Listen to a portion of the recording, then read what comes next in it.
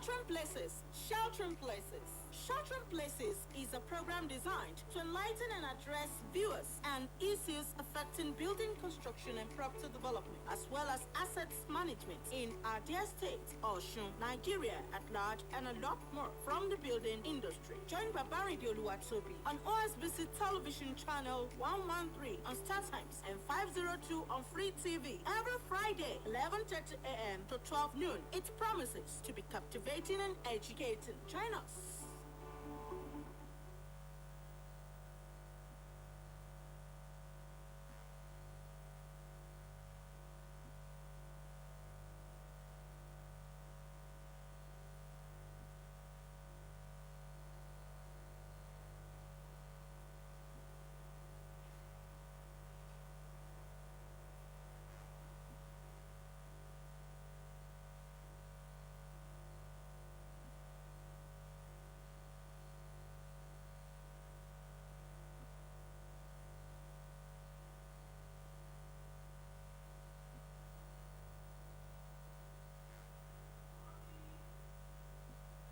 Welcome on this special edition of the program Sheltering Places. Sheltering Places is the program that addresses issues on building industry, asset management, and every other issues that are in line in that direction. Yes, on several editions of this program in the past, we have discussed some topics that are very key and very germane to building industry and to how we can make our society environment a better place and more cleaner. And this is what we discuss on this program, Sheltering Places. For the grace of God today, we want to look at another key area in our discussion. But before that, my guest is already seated in the house. And who is my guest on today's edition of the program? My guest is Engineer Musliuddin Olayinka. He is a member Nigerian Society of Engineers, MNSC, member Nigerian Institution of Civil Engineers, MNIC, and he is a current register. I have somebody who has all what it takes to speak on this program, educate us concerning how we can have those buildings that can stand the test of time. And today's topic is building collapse and the issues that surround it, building collapse and the agitations, the issues that surround it. That is the focus of our discussion. My guests, you are welcome on the program. Thank you very much. It's a long time. How's everything? It's good. How's the country? Well, everyone is facing it. You see, this was hard. We pray God. God will help us and see us. Yes, because of paucity of time. Time is not our friend. Yes, let's keep the program rolling. Topic says building collapse and its agitations, issues around building collapse. What's building collapse? Or what are those things that will lead to a building being collapse? You as an engineer, yes, let's look at it. Thank you very much, moderator. You say when we say building collapse, it's actually is what we are all conversant with. Because the building and then collapse. So meaning that when we say building collapse, it is the coming down of a structure of a building, either in part or as a whole. It might be under the construction, and it might even be the serviceability or the usability of that building. So that is what building collapse means. And of course, initially we should have even thought about what is the life expectancy of the building. In fact, I'm coming on that. I want to add that. But I just wonder what to just come in. For a layman, somebody is just watching us. Okay. But be that is me, you have touched it now. But it's my next question too. That what is the life expectancy of a building? Okay. Thank you. You see, when we say life expectancy of a building, is actually synonymous with a vehicle. You know, there are type of brands that we have out there, and which have different capacities. A vehicle with 4 cylinders, that is 4 plugs, cannot be compared with that of the 6 and with that of the 8 plugs. So in building as well, it depends on the type of building that would say the type, the life expectancy of it.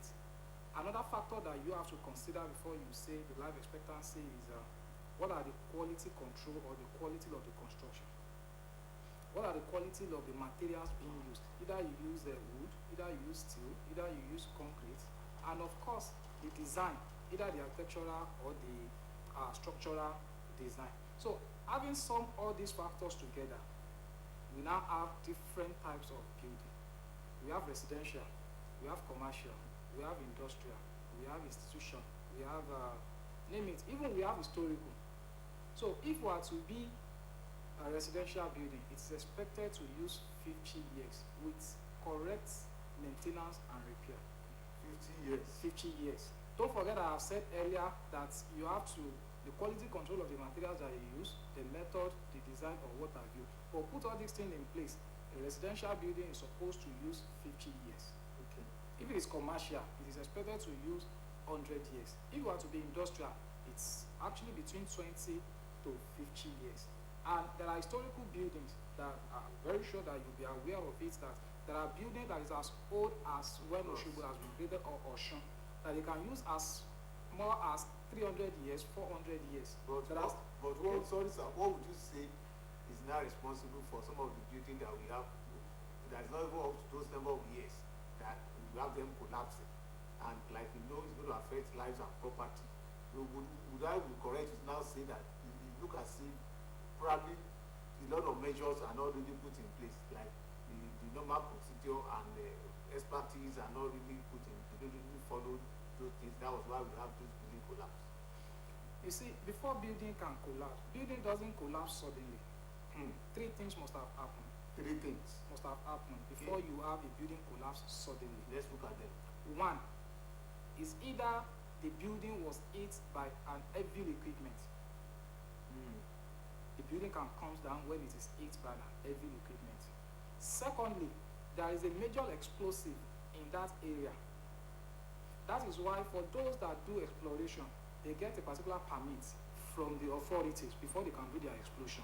If there is a mining industry around this area now, they will have informed you ahead and put every safety in measure before they can do their exploration, because they know that the explosive that they want to use is actually going to affect the building around. That is true. Three is when we have earthquake or landslide.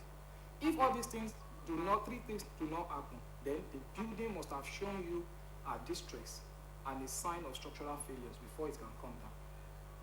Now, when the building collapses, what's likely to cause the building collapse? Or before it comes down, what are the things that you see? The building must have shown a sign of distress, say tilting of the building, like something that is supposed to start upright and then having a slight deviation from the vertical position must have shown you a tilting. Secondly, there must be a structural failure. Maybe you see cracks on the building. Not every cracks are actually structural failure, but at least professional will tell you if this particular cracks is a structural failure or it's just the composition of the materials that you use. Aside that, you will have seen the sagging roof from your roof. Yes, you will have seen the sagging there, something that was put in a perfect place, and then you started seeing a kind of movement or what have you. Then it might even be from your floor that you have a cracking. It might be from the ceiling that you have. It might even be a structural displacement. I mean, a structural settlement or foundation settlement, I want to say. And then before the building will come down, you will have a kind of unusual noise. So these things will be caused by what you have put in place to add that structure. Because if you are told that the building will use 50 years and you do not do the correct thing, the needful, what was supposed to be done before you can, definitely it soon have it. Let's say a medical doctor or a surgeon did a surgery and they tell the patient that it will take you 2 weeks before you can recover from this thing. It's not as if it will be left unattended to for that 2 weeks. So there will still be some kind of dressing, the wound dressing, the medication that will be given, a kind of advice. Exactly. So for your building to use 50 years expectancy, like it is residential, then proper maintenance and repair have to be put in place. That is my next question.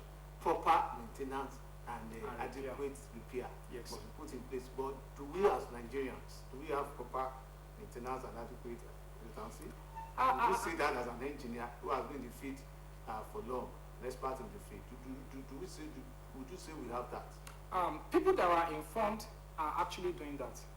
People that were informed, they actually do that. at what percentage is that? The rate is very minimal. Very low. Yes, very, very minimal. Some people just felt that once you put up your building, then you should be expecting that to spend 50 years. You must do repair. Okay, for your vehicle, even if you buy it as a brand new, there are some, maybe months, 2 months, or a year that you do servicing on the engine, that you change the oil, you do this, you do that, for that engine to serve you for a long time, or to meet that expectancy of life. Okay, for somebody that's, okay, you are expected to use 50 years or 70 years, there are days that you have a slight headache, there are days that you have malaria, there are days that you have typhoid. So it's on the way you treat this thing. But if you leave it unattended to them, you should be expecting something bigger. So the rate is very minimal, and this is what this program will do, that as a sensitization, that building alone is not enough, but the maintenance and the repair, once you discover there is a failure or what have you, it's very, very important. Okay, thank you, Engineer Mr. Olayinka.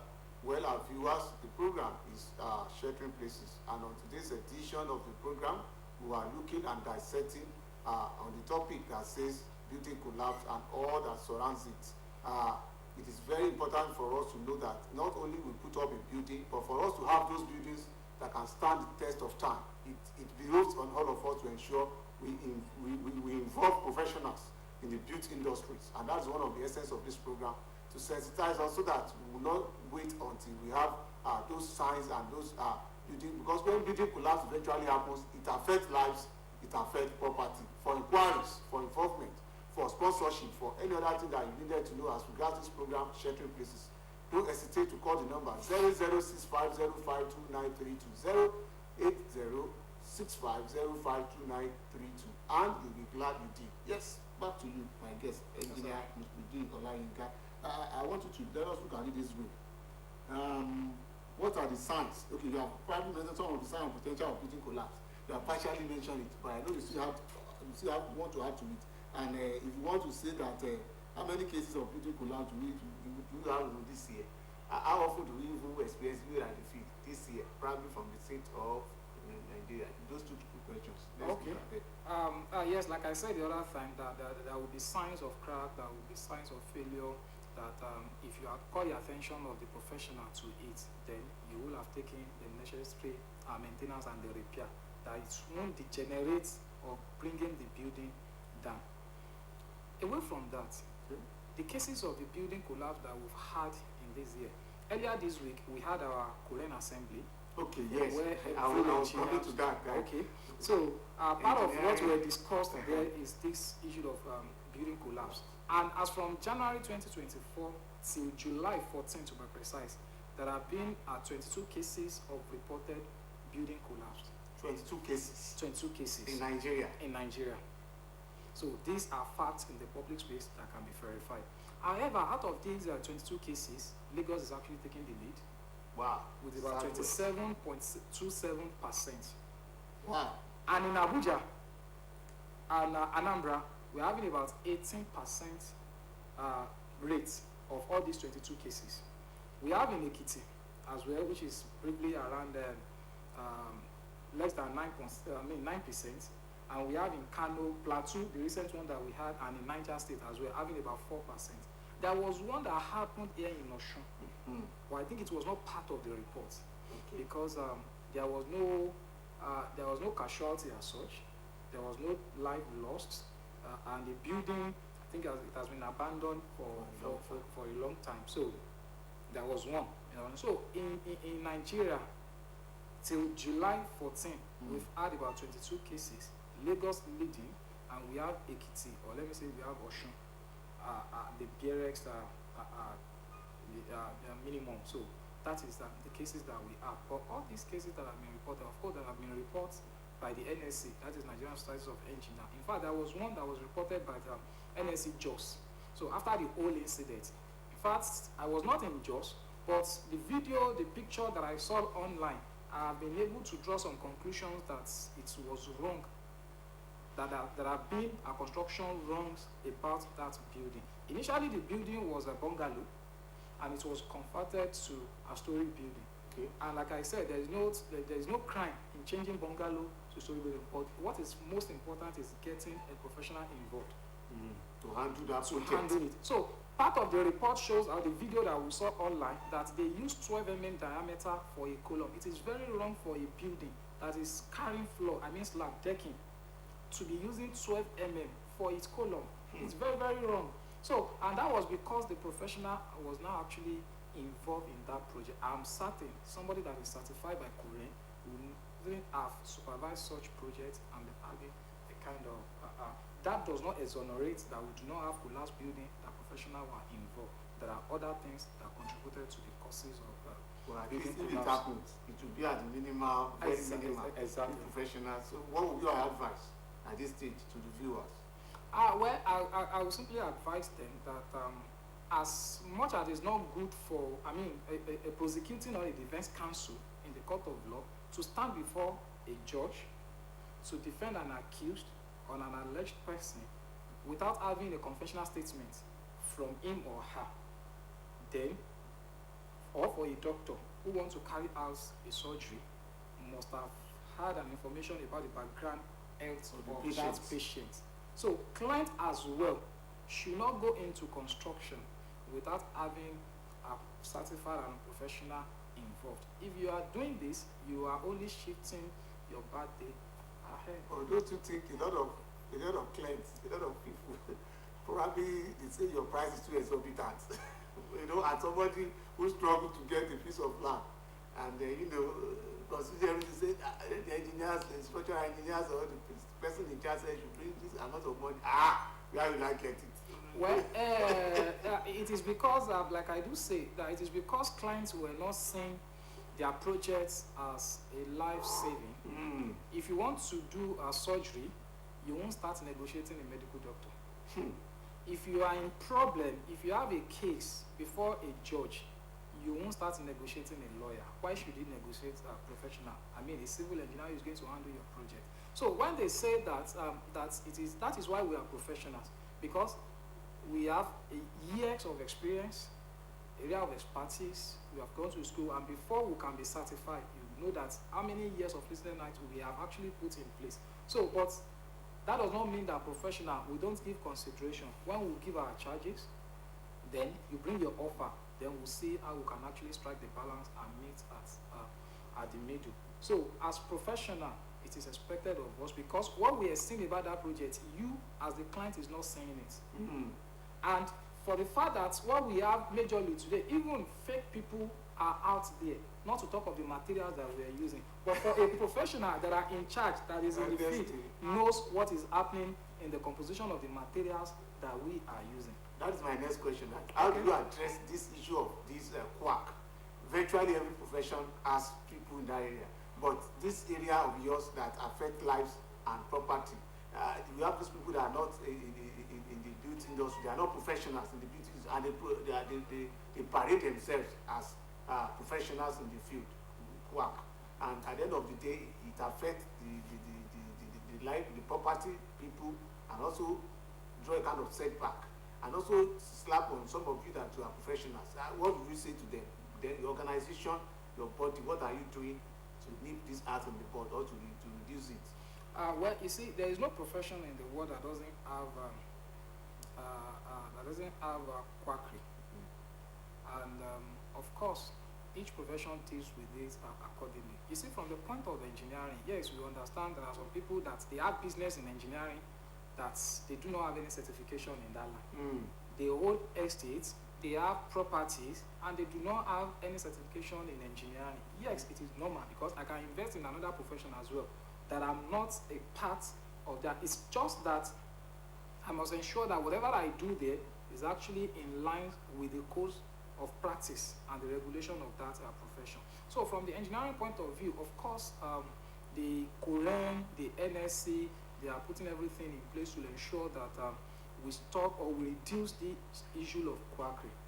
And why do we have that such number or the rampant of the quackery is because people are running away from professional, and they were having themselves to blame at the end of the day. So it is the duty of the NSA, the Quran, that's the app body, that, like for instance, we have what we call ERM, put in place by Quran. They are monitoring team that they see to site. They ask, once they get to your site, they ask for the engineers, the professional, the personnel, to see if we have registered professional on it first. So once they do that, okay, I'm a registered member, I'm this, then they will request for your drawing. We have expertise, some people that have been, some professionals that have been partying for 30, 40 years among these EAR members. They will ask you for your drawing. So maybe maybe your drawing is even 40, that you were not aware that, okay, if you continue this way, it's going to affect that building. So by the time what I would just advise that they should intensify on that monitoring so that it will reduce the rate of quackery. Once you are aware, in 2008, I work at Obumasho, this present Lautech teaching hospital they were using. Consultants came around, and there was difference between 3 meters and 10 feet. But because that very day, where they measured, 10 feet was used, a replacement for 3 meters. But as a consultant, they asked us to adjust to fit into that 3 meters.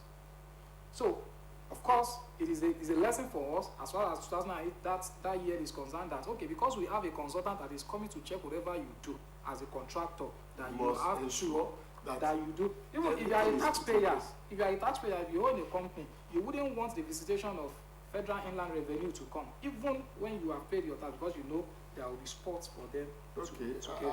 Let me just, because our time is fast, we still have some area to touch. Okay. I will not ask again what are the causes or what are the signs. We are done with that. Building collapse, when it happens, it can be prevented. Can it be prevented? If yes, let us know.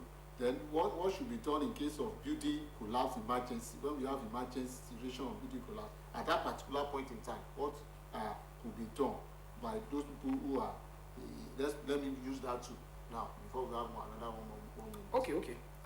Thank you. You see, Yoruba people used to say, "Ibiti ma pa ogba wa ni ma gba e na wa." So wherever there is a challenge, of course there is a solution beside it. What arises or what contributed to the collapse building are poor workmanship, faulty design, use of inferior or substandard materials. Now, how do we prevent it? Is engaging a competent and professional to handle your case of emergency. No, okay. In case of emergency, what you have to do is that the first thing that you have to evacuate from that building almost immediately when it happens. It is when you have evacuated from that building, maybe when you have seen a show of failure or a signs of failure, then you call the attention of the authorities onto it. Maybe you call, there is an emergency line that they will come to that. And once they do that, of course, there will be inspection of what could be the possible causes of all this. So after then, they will draw their conclusion, they will do the interview, they will draw their conclusion, and they will recommend. After then, that is when we now have the sharing of, that is when you have maybe about 2 weeks or 3.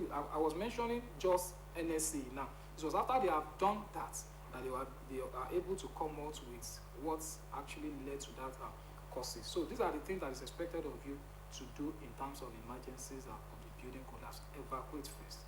Call for help. Once you do that, then the authorities that come around will know what to do about the accessibility. And then the solution, or how we can actually prevent it, is by engaging professionals, like I said earlier. 2 is ensuring that you don't use a faulty design. Another one is that use quality materials according to the specification of the building ethics and code of conduct. So once you are able to do that, and then you have to do, if you are working in a soil that is very, very challenging, you have to ensure that every of your reports is put in place. We've talked about geotechnical engineering, knowing the capacity, the bearing capacity of the soil. You have to do that. So once you do this, at least it reduces the rate of building collapse to the barest minimum. Yes, thank you. Finally, any consequences, definitely it affects consequences in 1 minute, and a word of admonition. Yes, for every actions, there must be equal but opposite reaction. Newton's third law of motion in our elementary physics, that of course, when building collapse happen, 1, there could be a loss of life. 2, there could be damages of properties. 3, there is going to be what we call economic impact, because if you are to be a commercial building or even a residential building, at the moment that it happened, it's going to affect the economy, because you won't think of any other thing than your own safety then.